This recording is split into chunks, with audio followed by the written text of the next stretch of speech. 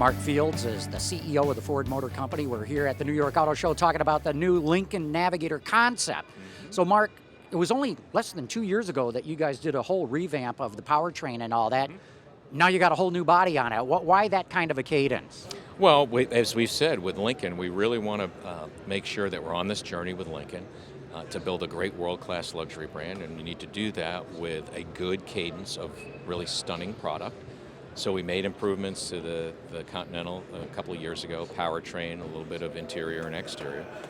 This concept right here gives you a very good indication of what the production vehicle is going to look like. We're going to introduce the new Continental, or the new Lincoln Navigator, into the marketplace next year. The one thing that won't have is the world's largest gull-wing door. I mean, it is a concept car, and we are in an auto show, so it won't have the big, large gull-wing door or what they call these concertina steps. Which I love too, by the way. They're kinda, pretty dramatic. It is making an entrance, that's for sure. The interior is so good looking. I got to believe that much of this could go into production. Well, as we've talked about before with our Lincolns, our new NKZ, the Continental, now as you think about the Navigator going forward, we want warm and inviting interiors. Interiors that are not going to overwhelm you. We want interiors that will actually relax you and have technology that's intuitive and that creates a experience first, and then how does that technology enable that experience, as opposed to let's just throw a bunch of technology in there and hope an experience comes out of it. What I like the approach that you're taking at Lincoln, you're talking about quiet luxury. You're not out there to try to outdo the Germans. How is that approach resonating in the marketplace? Well, just look at our sales results. I mean, if you look at last year, here in the U.S., we sold over 100,000 units, our best year since 2008. Our sales so far are up 19% this year. We're off to a great start in China.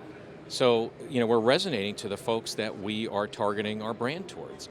And as you said, every successful brand, luxury brand in particular, has to be differentiated but relevant. And we think we're very differentiated. We're not trying to out-German the Germans, but we also are being relevant to customers that this really resonates with. Sales are going good, as you point out. From a business standpoint, talk a little bit about why it's so important for Ford to put all the resources into getting Lincoln back. Well, very simply, the business opportunity is when you look at the luxury business around the world, it's about 10% of the industry in terms of volume, but it represents over a third of the industry profitability. So that's point number one. It's a profitable part of the marketplace that we want to be part of.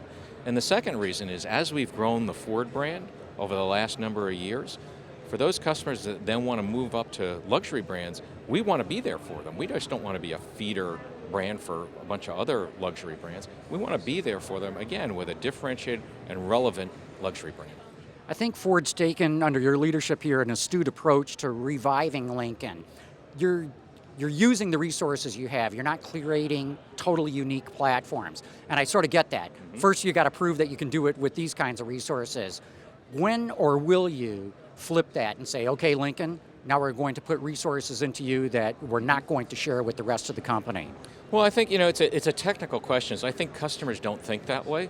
I think, our engineers are focused on delivering the Lincoln brand and the riding, this quiet luxury, regardless of a platform that it sits on or regardless of which wheels, drive the vehicle. We want to make sure it's true to the Lincoln brand. And as we go forward, we'll make investment decisions around that. What are the best decisions to deliver that Lincoln brand's DNA over and over and over again? So you mentioned globally, they're luxury cars, 10% of the market, 30% of the revenue, or the profits. Do you see that happening with Lincoln? 30% of Ford Motor Company profits.